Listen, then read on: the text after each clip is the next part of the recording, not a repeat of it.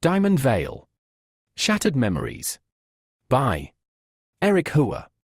Chapter 8. The Archives. Lion and Enforcer. On this day, Netanya decided to pay a visit to the archives. It was a place that possessed the greatest amount of knowledge in all of Zenith. She walked to the librarian's desk hoping she could get help with what she needed to find. The librarian was startled as they hadn't been much visitors lately. He pointed to where Netanya should go, and she thanked the awkward librarian for his help. Netanya was filled with anticipation, but when she reached the end of the hall, her excitement had fled. She arrived upon a large shelf that was very disorganized. Netanya rolled up her sleeves and began searching for what she needed. She found much information about the history of Diamond Veil, but none of the information was what she was looking for. So she continued flipping through a multitude of pages at a rapid rate. As she was focused on her task, someone behind her reached out and grabbed her shoulder. She shouted in panic but was relieved when she saw the faces of Willingham and Ajay. Ajay was telling Netanya that she needed to leave the archives and get out for real training more if she wanted to get out of Ruby rank. His comment caused Netanya to lose her cool and blast Ajay with a plethora of unkind words. Ajay was stunned in silence as he had never seen Netanya this mad before.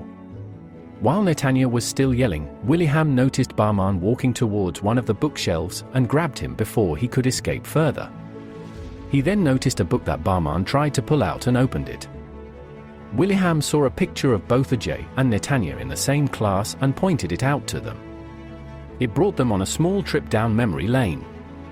While Ajay was still thinking about their past, Netanya noticed something off about the photo.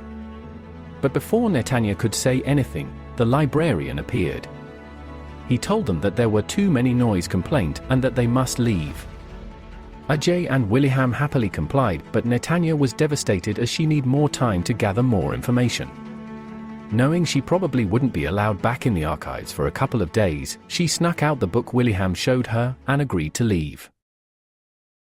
A small group of enforcers were dispatched out of Zenith and nearing the arrival at Nadir.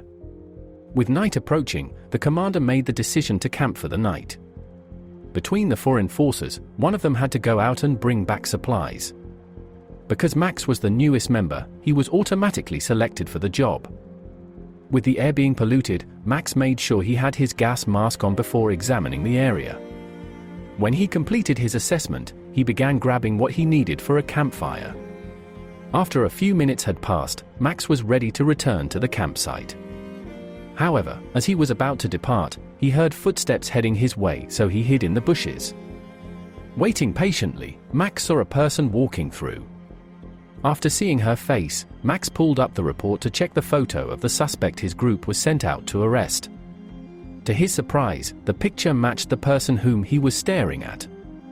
Without hesitation, he rose from the bush and attempted to arrest the woman.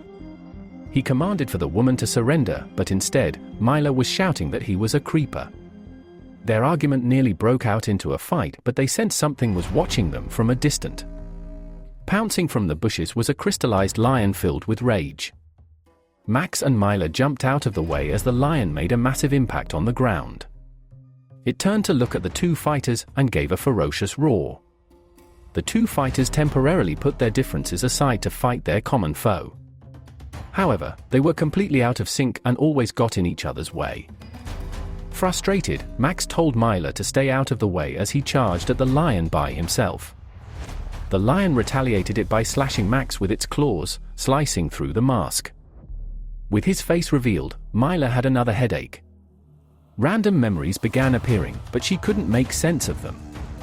All she knew was her instinct telling her to save the enforcer who wanted to arrest her. The lion had the enforcer on his back and was about to bite him, but Max held out his stun baton to prevent the jaws from closing. Thankfully, Myla performed a jump kick that knocked the lion out of the way. Max was slow to get up, but he could hear Myla shouting at him to leave immediately. The lion swipes at her with its claw, but Myla weaves under and counters by kneeing the lion in the ribs. With its movement slowing down, Myla sensed the opportunity to land the finishing strike. She was about to throw a roundhouse, until she saw a tag across the lion's collar. The first few characters seemed to be random numbers, but the last 3 characters caught her attention. Leo. Upon seeing the tag, Mila froze, allowing the lion to swat her, slamming her against the ground. The lion lunged forward to attack its prey, but Max returned and fired an arrow that landed on one of the lion's limb. With its injury, it began limping away, but Max had another arrow ready to fire. However, Mila jumped between them, telling Max not to harm the lion. Max told her to step aside, but Mila stood her ground and the lion managed to escape into the forest. Max lost sight of his target and he put away his weapon. Max was confused by her decision, but as Mila tried to explain, she heard voices in the distance. It was the other enforcers that were part of Max's group. Mila couldn't afford to remain in the area as she fled the scene and returned to Nadir.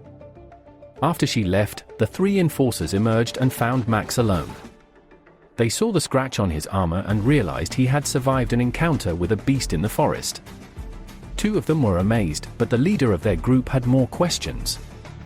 He asked the rookie enforcer if he had more to report. Max replied by telling him there was nothing else to report.